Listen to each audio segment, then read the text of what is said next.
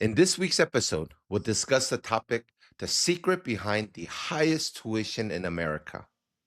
Welcome to Black Belt Banter, the best podcast to help your martial arts school increase in profits and generate substantial revenue. I'm Jimmy Hong, and my co host is Master Chan Lee. We are joined by Master Bronson Ko, a second generation martial artist turned visionary entrepreneur. He opened his first Taekwondo school at just 23 and now leads three premium locations, including two custom built state of the art facilities, which he owns. One spans 8,000 square feet and the other 5,000 square feet with programs ranging from $200 to $400 per month and a team of 35 plus employees. Master Ko's mission is bold to build the Apple of martial arts studios. He is focused on scaling his brand, developing leaders, and delivering a world class experience that redefines excellence in our industry. Master Lee, Master Ko, welcome to the show. Very excited to have both of you on the podcast today. Let's dive right in. 400 a month per for martial arts classes? That's crazy impressive. What makes that price point work, Master Ko? Well, my first response to that is that's what we all should be doing because that's how much I believe in the power of martial arts, especially with kids, with youth. Um, and also, this is based on what I've experienced since I've been doing this since I was 3. But our rates actually will start lower. So we start at around 230 to 250 a month. And then we have different programs after that. So for example, Black Belt Club is 400. And then we kind of incrementally go up from there. So it's about 30 more for the next program. And then our mentorship program is for our students who have aspirations of becoming instructors with us. And that'll be around 430.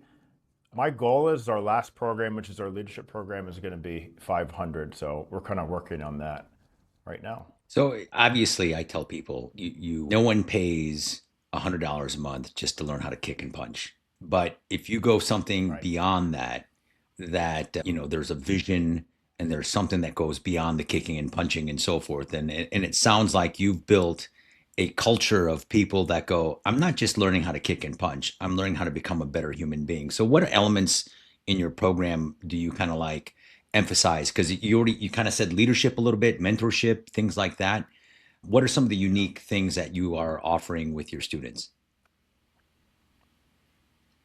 Well, you hit it on the head. Leadership is a huge passion of mine. And that's something that we really focus on. First, helping our students learn how to lead themselves. I mean, it's just the basic, simple, positive habits instilled in their life. Increasing discipline, learning how to care for themselves, make their bed, all those different things. And then the second is learning how to lead other people. I, I think we achieve this pretty well just by how we teach. I've always kind of had a knack for teaching, even since when I first started. Actually, when I first started, it was pretty rough, but then I started learning what was the more effective way of teaching. And it wasn't necessarily based on how I was taught, which you probably can relate to this, which was the do what I say or do knuckle push-ups, or I'm going to take a stick and hit your legs We with call it. that the memory stick. Actually, my father, the memory stick. My father was on a podcast. You can watch that. He shares all of those experiences. But it just doesn't work today. Like that method doesn't work, and you're going to have an empty school. So I kind of coined the way we teach by calling it the mentor method. So we use a lot of intrinsic motivation. We use a lot of conversation-based teaching, less of the fear-based. I think a little bit of fear is necessary and healthy because that instills respect, but that shouldn't be the only motivation. So the leadership aspect is ingrained in all of our programs. And one of the big things that we're always trying to focus on is helping these students learn how to clearly communicate effectively with their verbal communication. Because they're really good using their thumbs on their phone, right? Or typing on a computer. But if you just talk to a random child today, it's hard for them to look at you in the eyes and actually speak clearly and loud enough. It's crazy. So that is, I think, where a lot of our parents see the value, is that we really focus on that, because they see that that's going to help their child gain an edge over their peers and the competition. The other is just the culture that we're trying to really build here with the old school principles. I think with a lot of the things that have come out, whether it be UFC and MMA and all these other things, and even sport taekwondo, right, with sparring and wearing these giant baggy uniforms, and there's no more kind of the tradition. We're keeping that, and I think people are now starting to realize how valuable that is. And through that culture is how they naturally become better leaders. That is quite remarkable. And I think you've kind of made that formula and flipped it on its head. I mean, it's one of those things where I remember early in my career, I said, well, look, I'm going to have to teach different stuff. I'm going to teach Hapkido. I'm going to teach weapons. I'm going to teach nunchucks. I'm going to teach blow darts, ninja throwing stars. We'll learn how to scale a wall, and I'll do jujitsu. And for good measure, we'll do gymnastics. Right. So you go, I'm going to add all these value added programs, and maybe in the morning we'll do yoga. Yeah. And we'll add all these value added programs, and that will provide tremendous value. And when I first talked to you, you were like, so I was like, what else do you teach? Do you teach jiu-jitsu? Do you teach what? And you're like, no, just taekwondo. And I was like, what? You don't teach any other martial arts? No, just strictly taekwondo. And it was refreshing. And then I really kind of, like you just told us, it was just a dive deeper, that what makes martial arts special is the character development aspects. And you have kind of hit that in the head. And if people are listening to this, I want them to understand, like, you didn't go, well, here, let me make a new business system where I can upgrade people, and they will pay me because that's, I just have it out on a piece of paper. It says $400 a month. You are providing a tremendous amount of value where parents don't even blink twice about doing it. And so, Well, can I just say, at this point in when I was younger, it was all about budget. I was on because I wasn't making a lot of money when I was younger. So it was all about budget, whatever price. But now at this point in my life, with kids, with my wife, with family, I question anything that's cheap. If it's cheap, I'm like, is this product any good? I'm already thinking instilled, this is not a great product. I don't think I even want it. But when there's something expensive like Apple phones or computers or Macs or whatever, to other programs and products that are higher priced than other competitors, I automatically assume, oh, wait a minute, this company must be better, without even knowing about the company. I just assume that because through 50 years of being on this earth, I have learned cheaper is not every time, but more often than not, is not better than a quality stuff that I could buy more expensive now and that I could use better use for and have a longer shelf life. And from kids' activities to sports to whatever, the cheaper brand I don't even want to be associated with, because I know programs that offer highest tuition, they really focused on the quality of their product and their teaching. So to that, Master Co, I mean, I definitely understand the mindset, and you're absolutely right. Us as an industry needs to create that kind of value. Yes, you hit it right in the head. There's two things you said. First was that automatic reaction to perception of value when you hear the price is low. We are all like that. That's just the way it is. That's just the human condition. We all think like this. And then the second thing you said was, you don't want to be associated with a cheap brand. That in itself is what I think all martial arts school owners really need to pay attention to. And this goes into the next thing I haven't mentioned with charging higher rates, is you got to pay attention to the details, because all those little details all add up to perception of value. And most importantly, it's going to cause your customer to say, oh, that's me. I want to aspire to be like that, or that is not me. So for example, if you go into an average martial arts studio, you tend to see some clutter. You tend to smell some stinky feet, like the mats haven't been scrubbed in weeks, right? All those little things all play into that perception of value. And most importantly, do I want to identify with this brand? Is this who I want to be? If not, then they're not only not going to pay the high rate, they're also going to be walking out the door. Absolutely. Absolutely. So can you give me a little bit of, because I saw your first school, I remember way back when, I was like, that's a really beautiful school. And then your second one, even better. Where do you pull your inspiration? And you own all the buildings that you're in? Two. Two. We own two. We just opened our Got it. third one in January, and that is a Got it. leased space. Got it. Got it. So go ahead. Did you hire an interior designer or did you design it The yourself? last one I did. The last one I did. The first one I kind of worked alongside with the architect. So when you're building, right, you have the architect who kind of more is focused on the important aspects of the structure, right? Making sure nobody dies. But then you, on top of that, maybe you'll have a designer who makes it look good. So then I kind of played that role as a designer for the first two buildings. And then the last one, I wanted to get somebody else who really knew what they're doing and pick their brain. But I always have a lot of say in this because I know what I want. This is something that I've always had a knack for, even when I was younger. I could just see things that I think look good.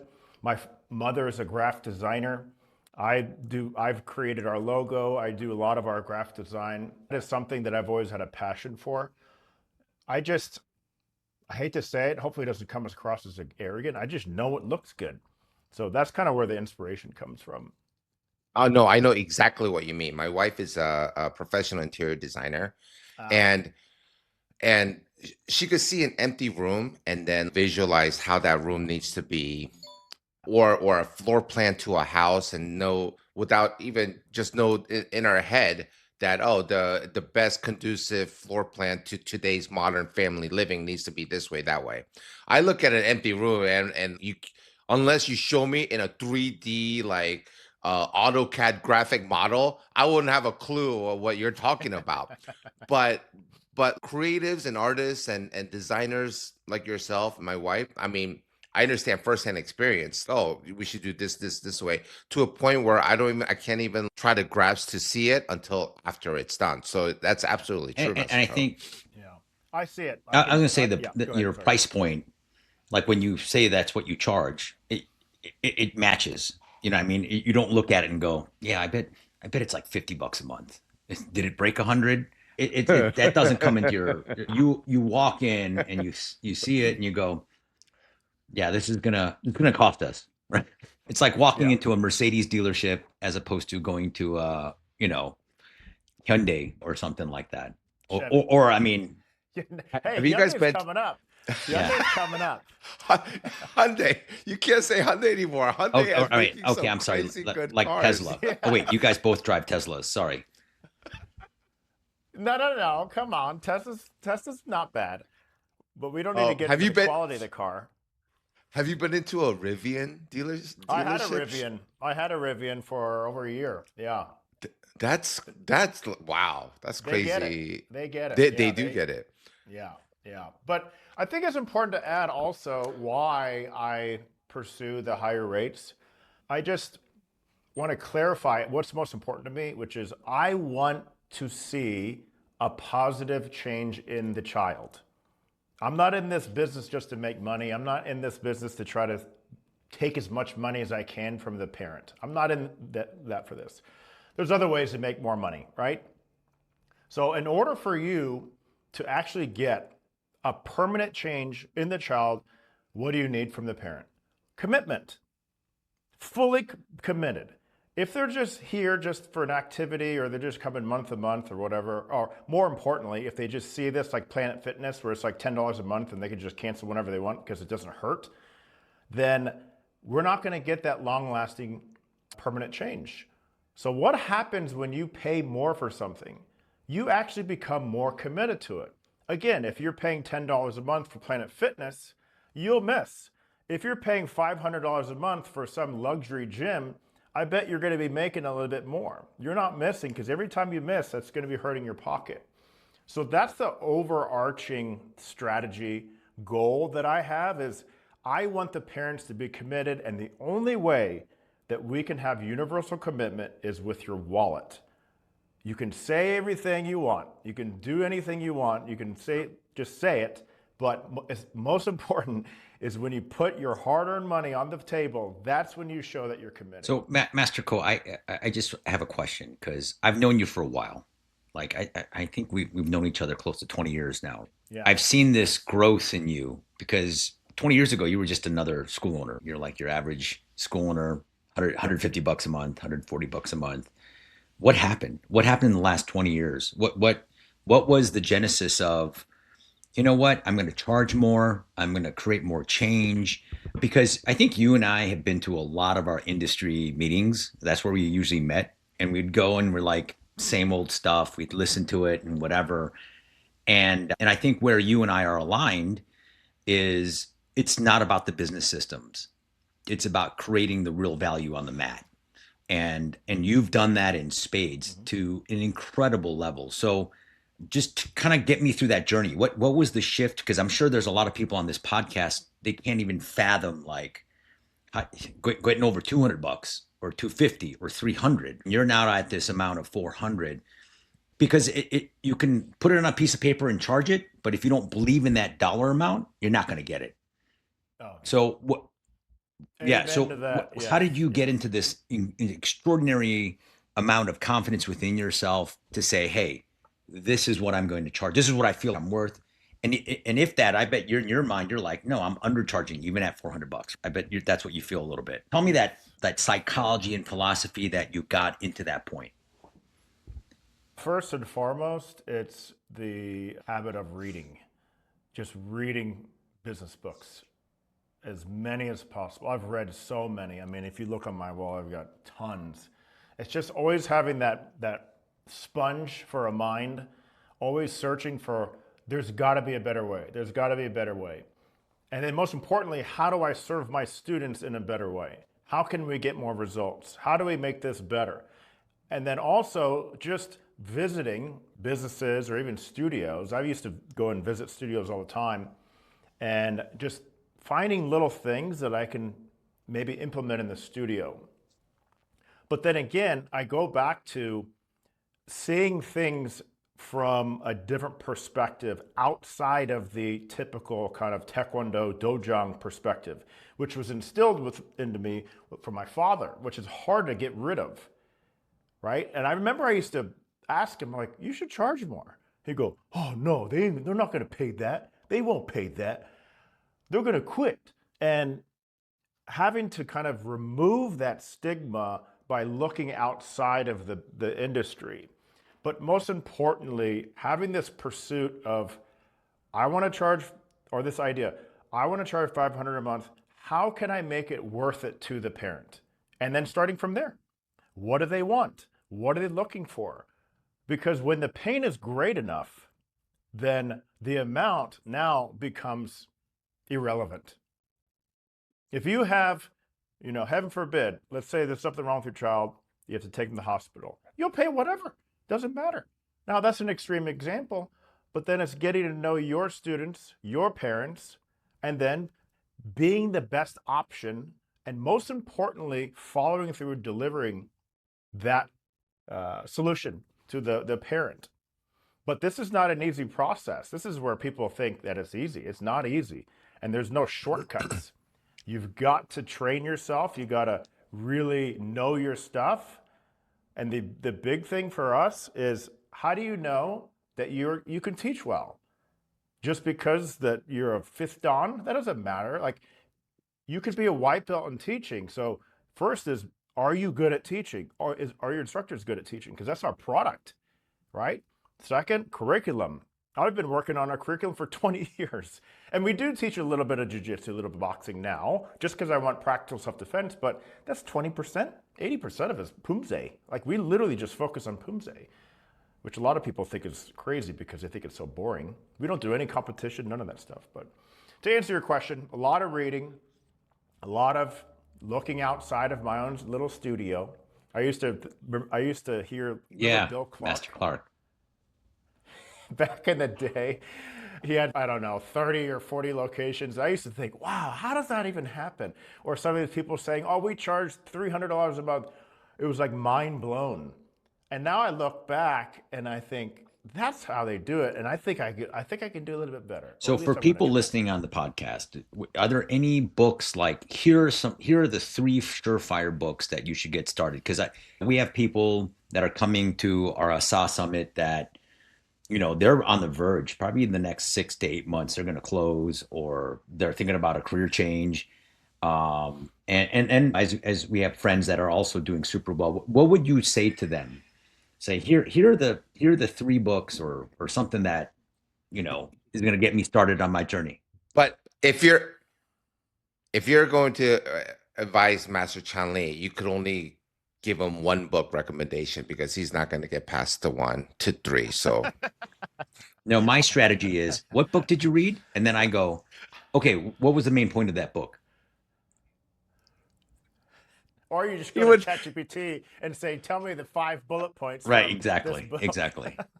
he would he would call me and say, "Hey, what was that book about?" Okay, and then he would use that as his way of Oh, come reading the on, book. I got books back here. There's so many. I mean, the one you're always going to hear for new business entrepreneurs, the first one Oh is yeah, E-Myth.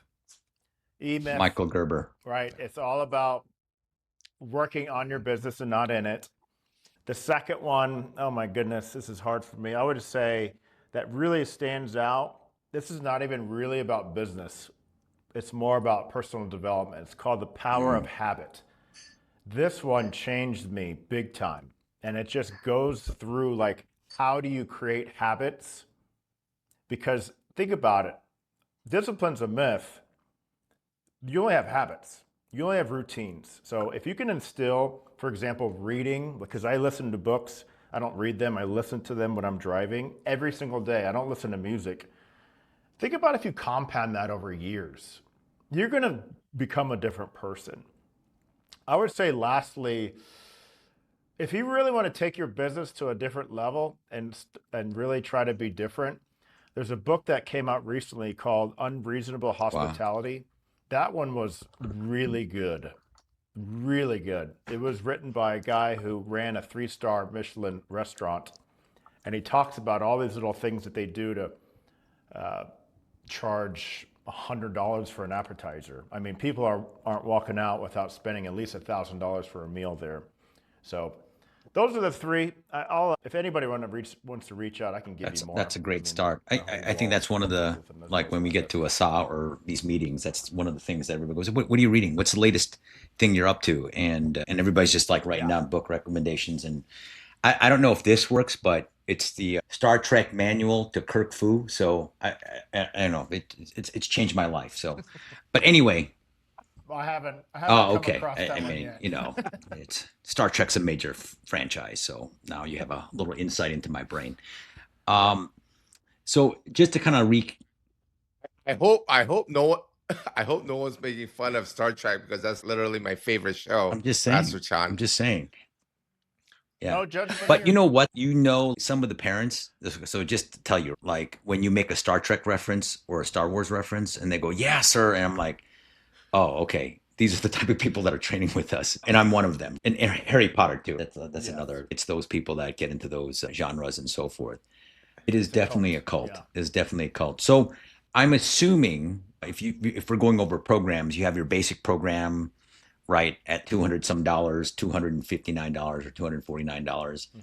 And then 1 year, 2 years, when do you go into an upgrade? Do you do that within a year or 2 years to have them abject some change? I'm sure you have a staff meeting and you talk to your staff and saying, okay, who's stepped up to the plate a little bit here in terms of doing that? Because I tell my staff, it doesn't matter what you say in the office. If the parents don't see a change in this kid, he's not cleaning his room, he's not standing straighter, he's not loud, he's still shy, he can't look you in the eye when you shake his hand, and you're like, okay, time to upgrade. It's $400 a month now. Forget about it. forget about it. And people don't realize that upgrade is actually happening on the floor. You got to promise that, right? So what's your timing on that? Can you give us some insight on your process a little bit? Yes. So they'll start off with kind of a 3-month deal, 3-month program at least, and that'll get them to the next belt. So we do our belt assessments every 3 months. We call it an assessment, by the way. We replaced it from test, because a test you can fail, right? So now instead of saying it's a test that they could fail, because we're not failing people at these events publicly, because that's not productive. So we call them assessments. So anyways, we get them to the next belt or have them enroll. And then at that point, if we feel like maybe they're going to be a good fit for the next program, which is Black Belt Club, then we will send them an invitation. And we do this with a handwritten note that we'll send out via snail mail, and they'll get it. But we also talk about it at the belt assessment. Check your mail, and if we feel like that you would be a good fit, then you'll get an invitation. And this is powerful, because then we also say, if you didn't get one, then reach out and we can tell you how you can get it next time. Nice. So when you have this sense of scarcity, right, when it's an exclusive thing, that's when things start changing. But you have to first prove it to them that you are going to deliver on your promise. I know, Master Lee, you like Toyota, you like Lexus. And a lot of people do. Talk about cult. Toyota's a cult. And the reason why is people know they're going to deliver longevity and quality. Like, they know, because they've proved it over the years. That is what we're always trying to do in that first 3 to 6 months. So basically, we'll repeat this process. We call it the invite-only process. And we look at 2 things. We look at their attendance, because if they're not coming consistently, it doesn't matter if you invite them. They're still not going to be a right fit, because they're not even fully vested into your program anyways. So it's almost like, don't show your cards too early. You got to hold them back and say, yeah, you're not ready. Second is, are they following the rules? Because the way our programs are divided is not just some, name, and a uniform. Now you get a blue uniform, and then now you're considered Black Belt Club. You're going to be doing the exact same thing. That to me is lying, and I cannot operate like that. So what I did was I divided our curriculum up into 3 levels: beginner, kind of a beginner, basic kind of curriculum, and then intermediate, and then advanced. And then we have this rotating curriculum. So now when they join Black Belt Club, they're going to be doing something more advanced. Thus, if their behavior is not where it needs to be, they're not going to be able to keep up in the more advanced curriculum. So if we're doing more advanced Pumse, and they're going to ruin the experience for the other students who want to be there and they're behaving. So that's the second requirement. So we'll send those invitations out, we'll schedule a conference, talk to them about it, and then the commitment is a minimum 1 year, and that's when they're going to be essentially paying almost double than what they were paying before. It's crazy for me still to watch these parents are all in. They're like, yep, we're in. I'm like, you're going to double your payment. So that's amazing. I feel so honored that you're going to do that. The next program is going to be performance, which is our gray uniform. And this is where it goes up to about 4:30.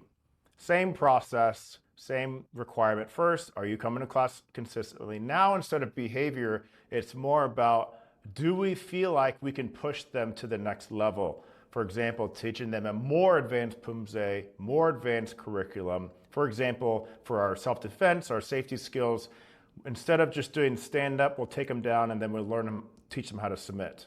Because that in itself can be dangerous. We can't have students who are still working on behavior be trusted with those very potentially dangerous moves.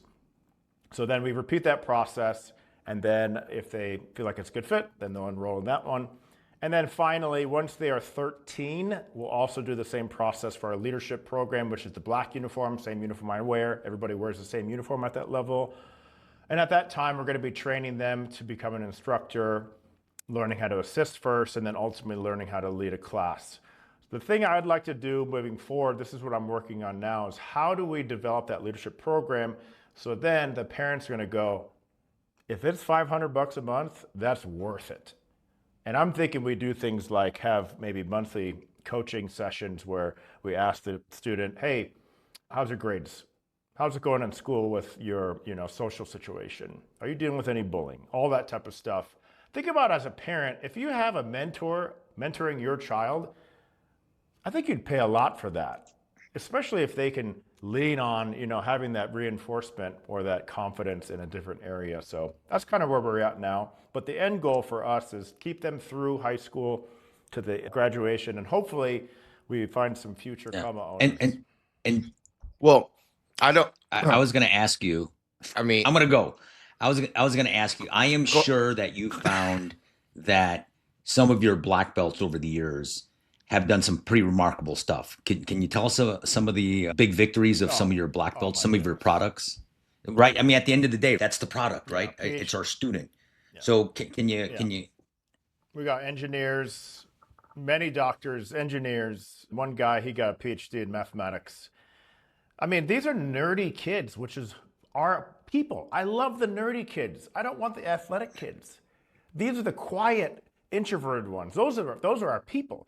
And we take them, help them, like guide them on how to communicate, how to be a leader, like how to have some confidence. And then they end up going off and making a lot more money than I do. But ultimately, you're right. It's the result is there, and we've seen it over and over and over again. So going back to that other question, it was just, where did you get the confidence? It's because I've seen the results. I've seen the results. That's how I can easily talk about this stuff and easily feel confident about 100%. rates. Well, I know. Okay, so it might be a sticker shock for majority of school owners, 400 plus tuition. But honestly, like I'm a soccer dad. I have a 12-year-old playing competitive soccer. I pay just the club fees, not including other fees associated. I pay $4,000 a year. That's 300 and what, $350 a month without even batting an eye, Right. So that honestly, a 450 $500 tuition for what Taekwondo does, which does far more than a soccer athlete, is, if you really think about it, it's not that unheard of. It shouldn't be. But as you said, Master Co, the whole industry has this fixed mindset of 150, 180, 190 that we don't even contemplate about, hey, our program is worth much more than soccer and golf and water polo. We do so much more than these other sports that we should be charging what we need to be charging. And Absolutely. Here's my theory. This all started, I think, bless our fathers, but it started with them. I mean, because of how they were raised. Like my father was raised post-Korean War, right? So it was really, really poor. So what has happened, and I've actually experienced this, is the race to the bottom. Oh, they charge you a 150, we do 140. And then they hear, oh, they're going to do 140? No, we do 130. And then you keep going down and down and down, and that becomes the standard. And it pulls the whole industry down because we have this bidding war, when in reality, you should just stick to your rate. And then if it's not a fit, then move on. Let them go where they're going to be happy. That is so funny. Well, That's so true. I mean, you're like, how much do they charge? Like, do you remember these calls? Before caller ID, you're like, bring out yellow pages. You call those 3 schools. Hi, I'm interested in lessons. Yes. Dad, they charge $129 a month. Okay, we go 109. You're laughing because you all did it. So don't even, we all did it, right? Yes. As kids, we're like, okay, Dad, Oh, yeah. Well, Master Co, how do you handle objections from potential parents who says, hey, your tuition is too high? I know other schools in the area is less than that. What is your overcoming objections to that? Well, honestly, I don't do any of our sales now, but if I were, then I would first ask, why did you come here in the first place? And I always revisit the pain point. So for example, well, they might say, oh, he needs more discipline. Okay, well, how much is that worth to you? How much is it worth for your child to do what they were told the first time at home? Would that save you time at home? Would that save you emotional distress? how much is that worth to you? And they're like, well, I can see that. Well, to me, we're not charging enough. I mean, I know for me, if I could pay X amount of dollars for my daughter to not backtalk as much, I will be forking that out. But it goes back to revisiting their pain point. Now, you might get people coming in, they're just looking for something fun. Right. With those people, the goal is to uncover a potential pain point they didn't know about. And you start asking questions. How is she at home? How is he at school? All those things. But then if it just comes down, oh, we're just looking for something fun, I would say, you know what? Maybe we're not a fit. Maybe this is not the right place for you. I know down the street they're a little bit less. You should go check them out. They might be a better fit because ultimately, genuinely, I just want you to be happy.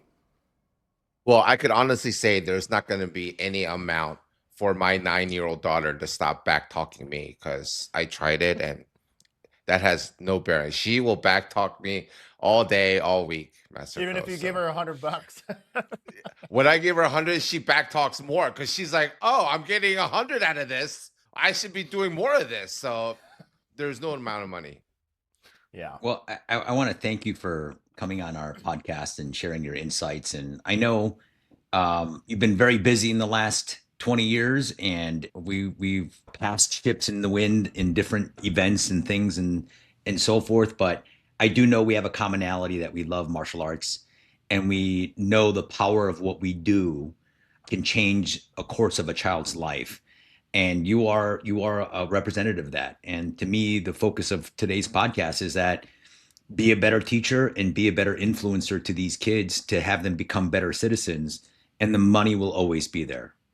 Absolutely. So can you give us a quick preview of But I'm sorry to say, by the way, Master Ko is going to be one of our speakers at our ASA Martial Arts Summit 2025 in Las Vegas this year in October. So I just wanted our audience and listeners to know that you guys could see him in person, and this is exactly the topic that Master Ko is going to be discussing in more detail. Yeah. So we want to invite everybody out here to meet Master Ko in person, really pick his brain, and we're going to raise our whole industry up. So I just want to let our audience know about that. well, I'm I sorry, was going to say he Master was going to be Chun-Li. there. Go ahead. And I think the other cool thing about ASA and all our events is that there's a lot of interaction with our speakers. There are a lot of networking. We're going out. We're going to, I know some people are playing golf, and, we have some people that are also going to eat dinner together at some of the different events. And then we have a mixer going on Friday night too. So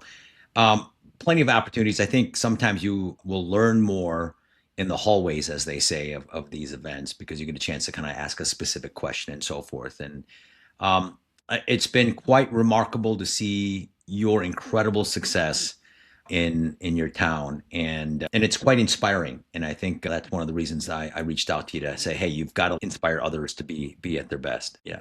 Thank you, sir. Well, one final question, Master Ko. Talking about being in town, you're in the heartland of America. I'm in the West Coast, Southern California. Is there any for coastal school owners versus, and Master Lee is Midwest as well, any difference in terms of being in the heartland versus anywhere else? Is there advantage, disadvantage, or does it not matter?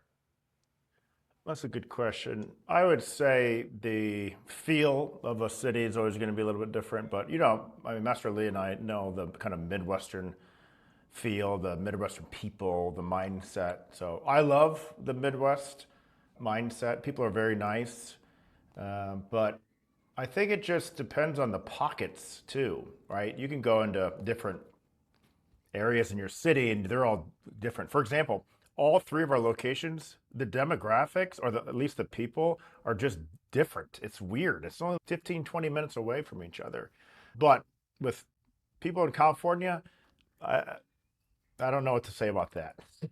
Because we're crazy out here. We're crazy. You said it. You said it. I know owners there, but for me, it would be a little different to try to run a studio there, but who knows? I think. But Well, I would have to say, I kind of disagree, because I think being and charging the amount that you're charging in the Midwest, considering how conservative the people in the Midwest are and how skeptical Midwesterners are very skeptical about things. And you kind of like blow that theory out of the water because you produce. So I think if you use that formula, whether that be in New York or whether you do that on the East Coast or the West Coast, as long as you are producing what you're saying you're going to do, then people will pay in spades. I have a friend who he does college consulting. To employ him for the year is $12,000 a year. That's $1,000 a month. And if you want your kid to get to Harvard or Yale or any of the Ivies or whatever, you've got to follow his formula and you'll do it and so forth. And parents, like he has a waiting list and he's on the West Coast, but he's produced the result. So people don't say boo. So if you follow his formula, you have a great shot of getting into these places. And I feel that's the same with Dojang. If you, like you said, if you are producing, and part of your enrollment conference was all about like, how is he at home? Is he cleaning up? And if you're not, then you can't, if you're not showing that level of commitment at home, you're not getting to my next program. As opposed to people like, we will make him better, pay now. It doesn't. It doesn't matter what you say in the office. And I think you've really hammered that point home. And people think, oh, yeah, Master Ko must just be a good business guy. No, he's a brilliant teacher. They're missing the point. And in terms of doing that. So, it always boggles my mind. And there's a lot of haters out there, too. Anytime someone's doing successful, they're like, that dude sold out. That dude. Oh my goodness. I've heard that many times with all my competitors. So my father is still he lives here, and they talk to him on the golf course and they're like, "Oh, Bronson, he just businessman. He good businessman." Right. And I'm like, Yeah. "Okay, I guess so. I guess Right. that's the way Right. it is." Well, none of those people are gonna come to ASA because they're not allowed to. Because ASA is gonna be a positive and reinforcement of everything that we're doing. Let's conclude there. Master Chanli, Master Bronson Ko, thank you for your time being on the podcast. And to our listeners, there you have it, an inside look at what it takes to build a premium martial arts brand right from the heartland. From bold pricing to visionary leadership, Master Ko and Master Chanli are clearly setting a new standard in our industry. I hope you got as much out of this show as I did. If you're inspired to rethink what's possible in your business, this episode was a masterclass in doing just that. Thanks for tuning in, and we'll catch you on the next one.